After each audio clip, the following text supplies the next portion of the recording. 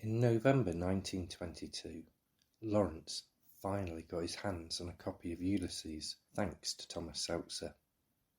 He presumed the book was a loan and was offended when he discovered Seltzer had bought it for him. "Please charge them to me, or I feel uneasy," he instructed. A week later, Lawrence confides, "I am one of those people who can't read Ulysses, only bits, but I am glad I have seen the book, since in Europe they usually mention us together, James Joyce and D.H.Lawrence, and I feel I ought to know in what company I creep to immortality. I guess Joyce would look as much askance on me as I on him. We make a choice of Paola and Francesca floating down the winds of hell." Virginia Woolf was more scathing of the modernist masterpiece, writing in a diary that it was an illiterate, underbred book, it seems to me, the book of a self-taught working man, and we all know how distressing they are, how egotistic, insistent, raw, striking, and ultimately nauseating. Lawrence was finding Mabel Dodge Stern nauseating on account of her overbearing personality. The only solution was to move on to one of her other properties, a little abandoned ranch about 16 miles away on the Rockies foothills, Lobo. Robert Mountseer, who was planning a visit, had hurt his hand. Lawrence doesn't have much sympathy, warning he best be better as "we shall have to chop much wood."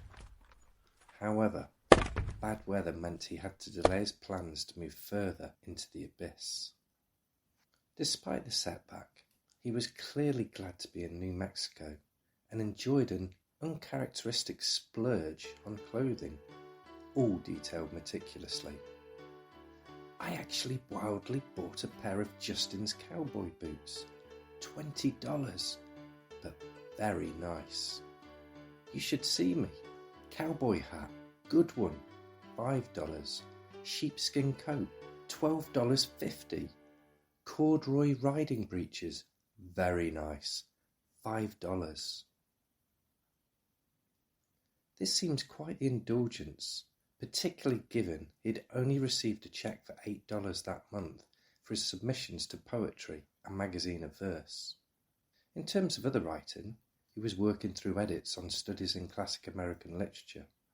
However, his correspondence with Mabel Dodge Stern was so strained it was reduced to lists of points, the first three of which begin, "I don't believe."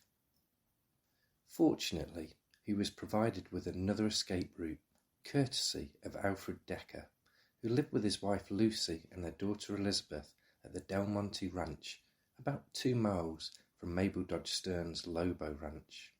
They would be the Lawrences' landlords on the 1,000-acre ranch through the winter of 1922. Accompanying them were 2 impoverished Danish painters, Nud Merrild and Kai Gertschy. "The news at the moment is that we are leaving Mabel Stern territory," Lawrence informs Mountseer. "It is unbearable." And once more he's fallen on his feet. The ranch is theirs for $100 until March and includes meat and milk. The Hawks had about 100 cattle, and the Lawrences would have access to 3 or 4 horses. He would get to put his cowboy boots to good use. One thing that is strikingly evident in Lawrence's letters is how supportive he is of fellow artists and how much influence he exerted over all areas of his published work.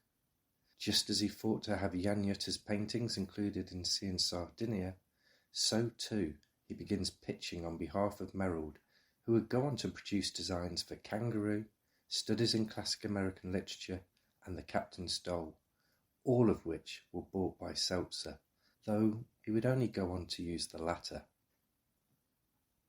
Lawrence's final letter of November is to Tony Lewin, Mabel Dodge Stern's future husband, whom he thanks profusely for letting us live in your house. There is even the offer of an olive branch.